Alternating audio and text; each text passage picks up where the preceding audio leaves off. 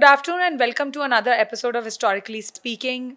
This is a platform where we discuss events that have some impact on the past, as all historical events have, and what is their contemporary relevance. It's a series to get our viewers to access a time or a event or an entity who is no longer there or whose impact we can see even today. With me, I have senior journalist and author Rasheed Kidwai, and we are here to discuss his book called The Nagarwala Scandal. It's called The Scam That Shook the Nation. So I'm going to start the question with the title itself. Thank you, Rasheed, for taking out time and coming for our podcast. This is a question that anyone is going to ask you. Why do you think this is a scam that shook the nation, or why such a title? Thank you, Dr. Pandit. Thank you for inviting me. This is a book or a work done by not only me but the co-author, Mr. Prakash Patra.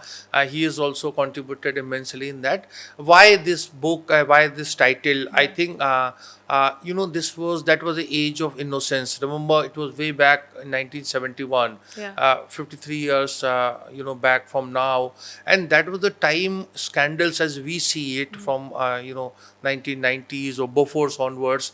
Scams, scandals in political life or public life have become very common. I mean, there is no political regime that can escape that, whether the kind of charges stick or not. But 71 was very different period. There were very few financial scandals or scams had happened which had a political thing. Here was a scandal that had not only brought Indira Gandhi, who was a prime minister, a successful prime minister, her name in public domain, but also how our financial institutions were working. How today we talk about cyber security and all. Yeah. Imagine somebody, what is in gist? What was this whole story? Someone called up a chief cashier of Central Office, State Bank of India, and says that prime minister wants to speak. Now he supposedly mimics her voice, and she says give so and so some third person 60 lakh rupees. And Dr. Pandit, that 60 lakh rupees of in 1971 worth 172 crores. So it was a huge amount. So therefore it shook the nation. Amount, the manner in which was done, and that was a very successful operation. Yeah. He Yeah. did it. He took away that money. Money went from bank. Yeah. And then you see the other prime minister who came later on, Morarji Desai, was Indira Gandhi's opponent, and he says that the money did not belong to bank. So there are a lot of masala, which was like a much more than a Manmohan Desai movie. Yes, yes. But in many respects, I found the way you start the story, it's very intriguing.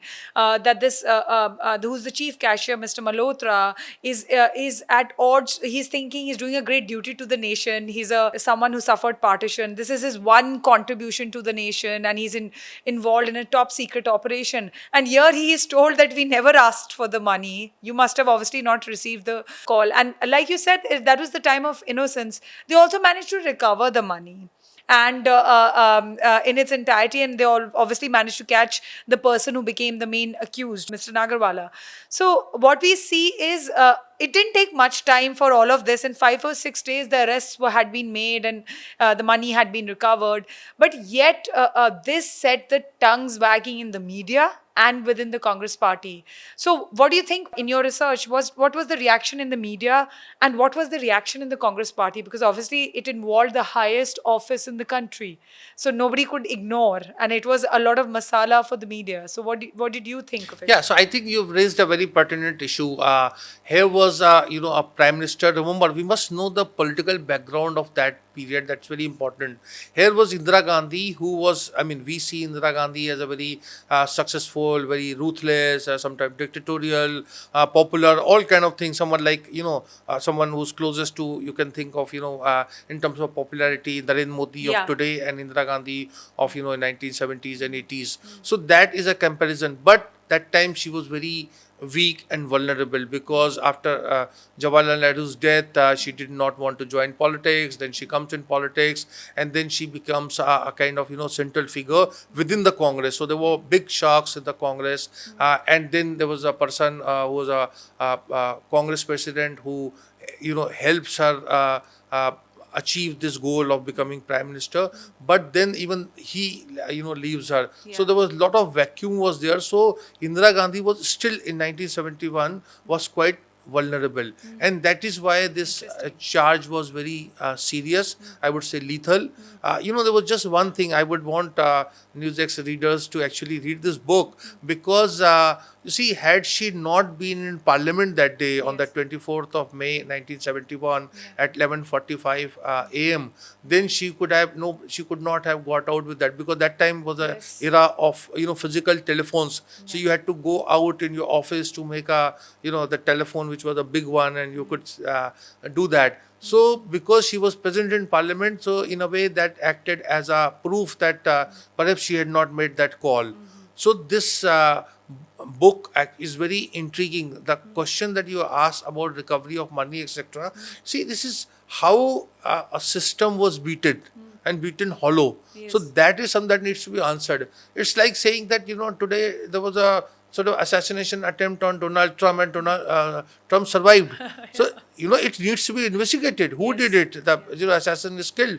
But there are a lot of conspiracies, and in this book we have tried to unearth. But there are a lot of conspiracy angles are there, questions that have not been answered, and even that commission of inquiry that Justice Jagan Mohan Reddy, he also said that this thing that Mr. Nagarwala was trying to do a prank, or there was something else. See, so nothing has been proved. So I think there is still scope for some kind of closure, or we must find out why and how it happened. But what do you think, given the fact that you talk about the vulnerability of Mrs. Gandhi, and there were many people at that time, the Congress was a completely different party. There were many senior leaders, powerful heavyweights. They would have, obviously, with her name being involved, they would have sensed an opportunity to criticize her, even though if they did privately, it could have been an opportunity to bring her down, or an opportunity to target her, or to kind of tarnish her reputation. So what was the flux in the Congress as a result of this particular conspiracy?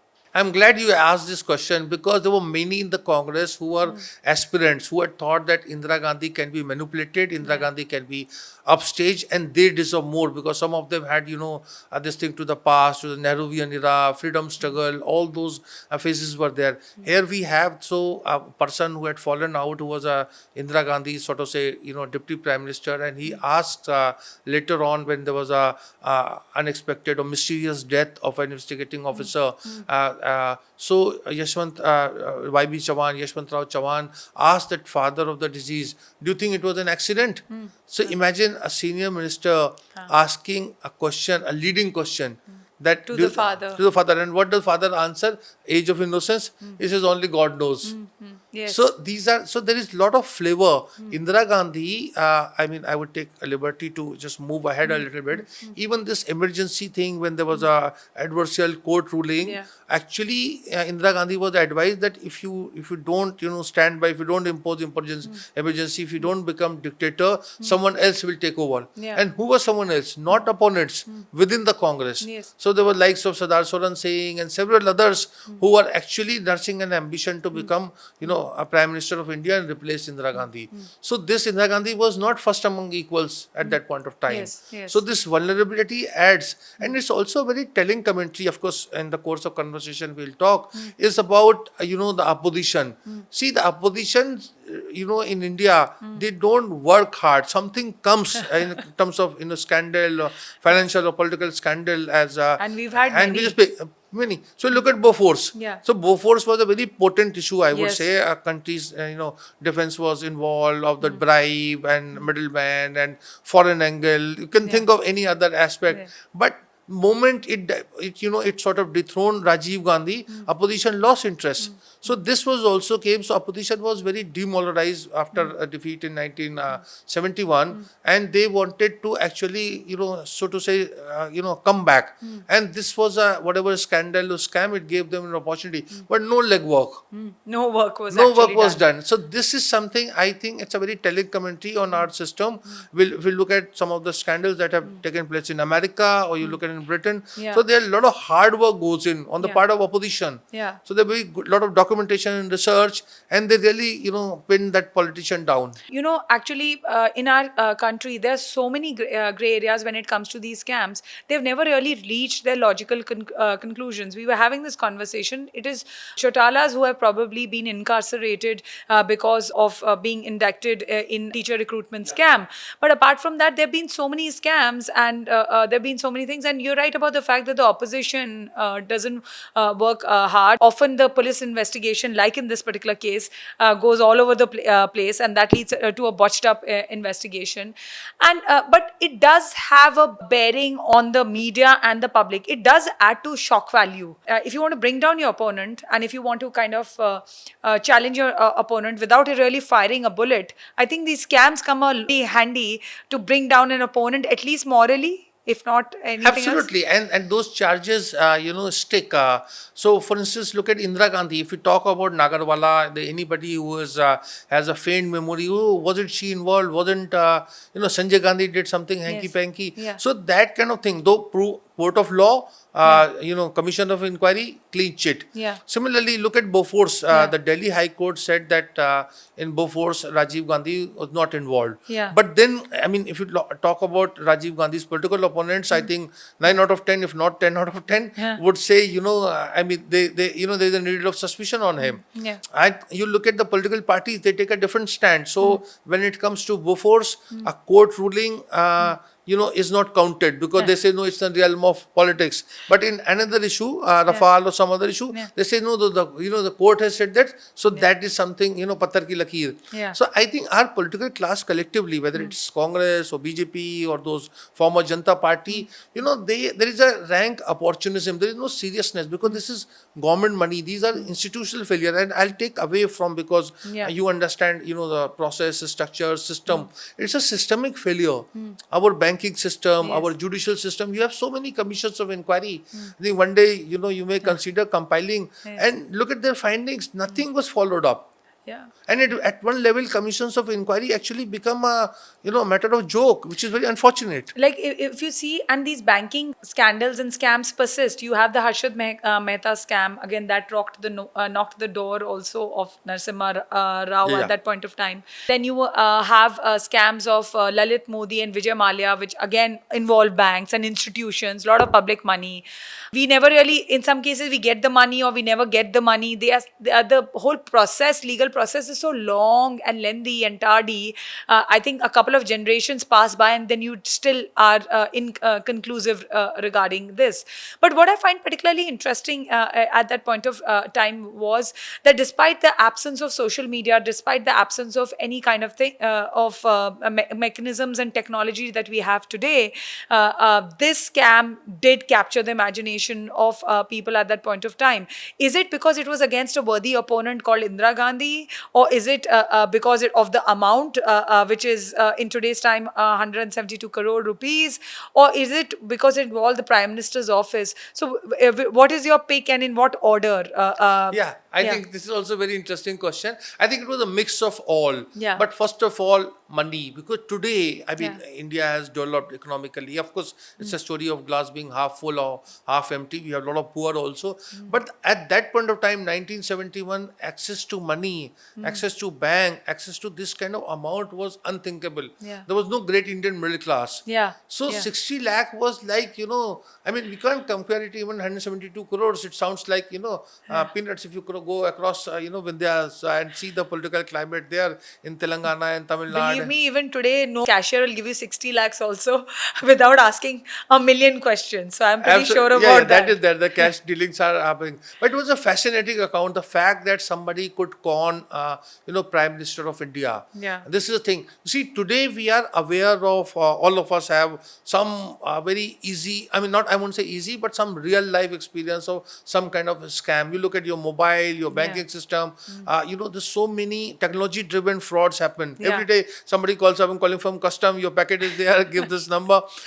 So we are used to it. That was a time, Dr. Pandit, nobody was aware of these things. Yes. So it came as a jolt, and then credibility of media. Yeah. I'm Yeah. sorry, we are all media Yes. practitioners, but I'm Yeah. saying it was far more. Yes. So if Yes. it written in, piece of paper, Yeah. it was a truth. Yes. So therefore, I think it was a very interesting thing, and the opposition also, Yeah. they really picked it up, very well, and it became one of the objectives of ours was that to bring out the various layers of it, as you were saying. Yes. See, normally, again, we do respect to my as I said, we are from media. Yeah. See, today we in media we jump to conclusion very quickly. Yes. Yes. Everything is not in black and white, Yes. shade Yes. of gray. So if Yeah. you look at from the neutral point of view, we get to know a lot. But can we say something? What a commission of inquiry? This is not. It's not.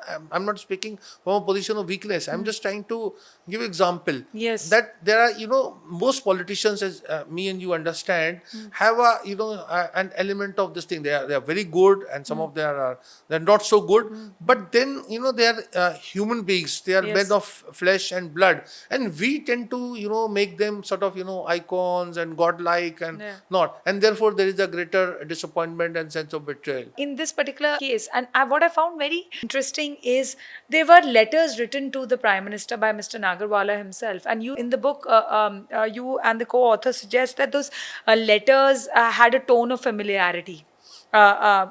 Which you would do with someone you had probably been in conversation or indirectly in touch with. Out of your investigation, do you think there would have been any point in time that Mr. Nagarwala would have indirectly or directly been in touch with Mrs. Gandhi? Yeah, so I must compliment you again, because you are a very, kind of keen, avid reader, and you picked those, finer, nuanced kind of, points.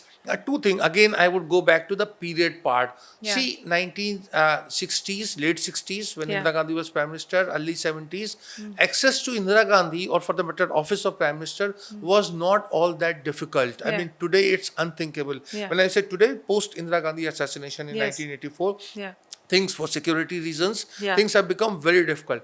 B part, people could write letter, and whether it was Nehru, Shastri, Indira Gandhi, I think until Atalji, and of course there was no social media or this, or emails, etc. So people, Prime Minister's office would reply, and Yeah. some of the letters, interesting letters in any sphere, would actually reach to Atal Bihari Vajpayee or Rajiv Gandhi or Indira Gandhi or Nehru or Shastri or Charan Singh, and all of them actually. And they were Mr. great document keepers, because They I've were looked at document their keepers. papers and they have kept a document of each and every letter they received, even from a farmer, from a businessman, or from a refugee resident. They have kept all letters there. That forms the collections at Prime Minister's Museum today. So actually, I should be asking you this question that you are asking me. So therefore, it is not unusual. Yes. It is not a clean sheet to Okay. Indira Gandhi, or it's not an admission of guilt Yes. on her part. Of course, she knew, and Mr. Nagarwala was very interesting person. He has made very tall claims, also very telling commentary. Yeah. Army officer, captain rank, disability,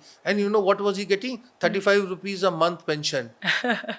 So you see, that is Yes. not a justification of becoming a a prankster or a scamster Yes. or a criminal or something. Yes. But I'm just saying we need to take in account. So we have tried to bring a lot of things. Actually, kind of when we talk about scandals, you would give me example of Harshad Mehta and so many. This also, we have set a very low bar. We think that if it becomes a OTT, then it's a successful one. Yeah. You look at that, mind of the public, or those who are part of it. Yes. I think we need to have a private but institutional funding to get into all these things. There are many sort of scams, scandals, or unanswered questions post independent data. Yeah. Why I'm saying, because you have a deep interest in it. Yes, I do. I have one thing. This was a man, and I found it very interesting. That is why I think the audiences must read this book. Mr. Nagarwala is under arrest. He's incarcerated, and he's writing these letters in which he's saying that how he would contribute to the Bangladesh war. He would carry out propaganda. It was his one chance and then he would offer himself for arrest. So this is the time and duty to the nation is calling him, and he should be. So someone who's under arrest for a scam that is of such an enormous proportions, to write something shows a certain amount of ease, or I don't know. It was beyond me as to why would he think he would get out and get that opportunity to go to Bangladesh and preach what? So I found that very interesting. And the other thing I found was, in contrast, was this character, Mr. Malhotra, who had actually highlighted the scam and who had gone. In my understanding, Mr. Malhotra seems as a person who did what he was told to do, even if he's done it in naivety or anything. We can hold him accountable for that, but not for being involved. But here is someone, he's completely stressed. He is at odds to understand as to why his life has turned upside down. These were incidents which shook people's lives. And but one thing I found very interesting also is that the murmurs in the Congress party, and which I get the understanding from this book, why the murmurs so slowly died down, and the leaders who were thinking that this could have been an opportunity didn't actually utilize it as an opportunity. They weren't the opposition, they were the Congress, and they were within the system, they knew how the system worked. Why didn't they get and they were powerful mass leaders, they had a constituency of their own, they were over large sections, they had an pan India presence, maybe not as Indira Gandhi, but obviously they had some recognition. They were not politicians which were stormtrooped from here and there. Why didn't they utilize that opportunity if they were so hell-bent on removing her? So I'll try to answer in three parts. Yeah. Part A, that why Nagarwala acted in such a way, and Malhotra. I think in mature political democracy, parliamentary democracy, this bhakti and citizenship, they don't go hand in hand.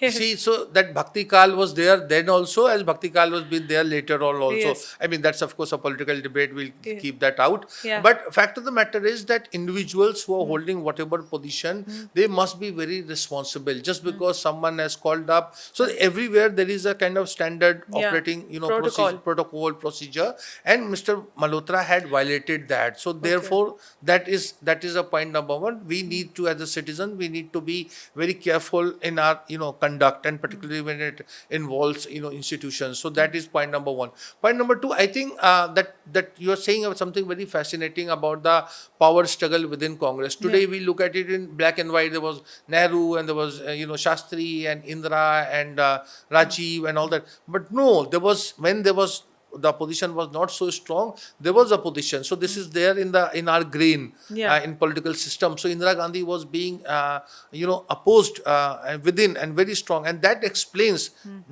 I mean, it's not a justification, it's a explanation and rationale why Indira Gandhi had to opt for a drastic measure called emergency, because today emergency is also a big Yes. talking point. Yes. Because she was not, she was facing a lot of heat from within, and people were playing full time politics, pretending to Indira Gandhi. That Congress president K. Kamraj, I'll just bring Yes. one anecdote. Yes. Yes. So the Kamraj was instrumental in making Indira Gandhi a sort of prime minister against Morarji Desai way back in that split of 1969. Then Indira Gandhi sidelined Kamraj. Yes. So, what was Kamraj's comment? Kamraj would not speak much in English, but he would say big man's daughter, big Nehru's daughter, big man's daughter, small man's mistake. Yes. Kamraj's stature was Yes. not, she was not a very tall person. So Yes. he would say that, so there were a lot of people, grudge, competition, one upmanship, and all this thing was there against Indira Gandhi. So it was Indira Gandhi's, of course, wrong thing to have done it, but she became more dictatorial, more, one person, and that was, it was said that she was the only man in that cabinet, Yes.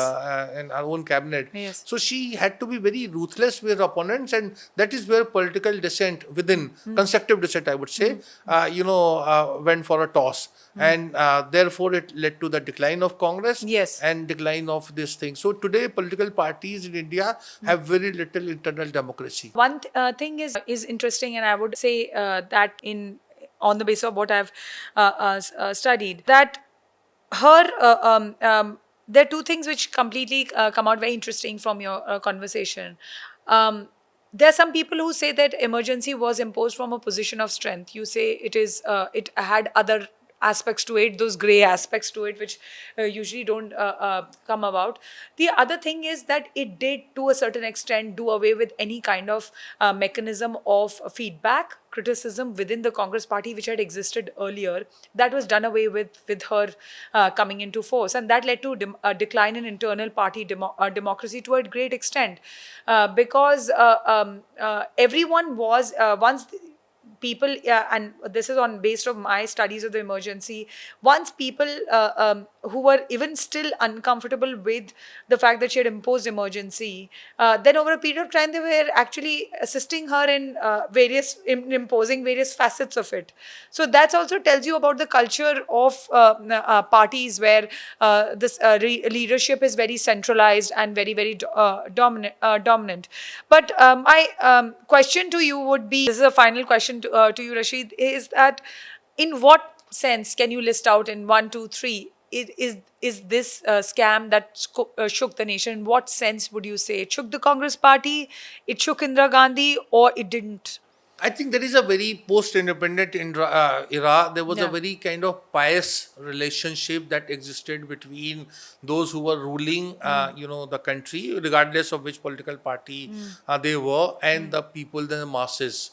So this was the first thing that shook in that sense कि ये भी बेईमान हो सकते हैं, ये भी चोरी कर सकते हैं, यहाँ भी घपला हो सकता है. So that is a loss of innocence. Yes. Because the voter became very, so to say, cynical, and many results would prove that subsequent elections. So we don't have that much time Yes. to talk about all of them. Yeah. So there was a loss of political innocence. Yes. And the fact that system looked extremely vulnerable. Yes. No lessons learned. Yes. If you look at the banking scam of Nagarwala, a small thing, and then you look at that bank securities scam of that Harshad Mehta. Yes. Okay, and we were all concerned about कि वो एक suitcase में 1 crore can fit in or not.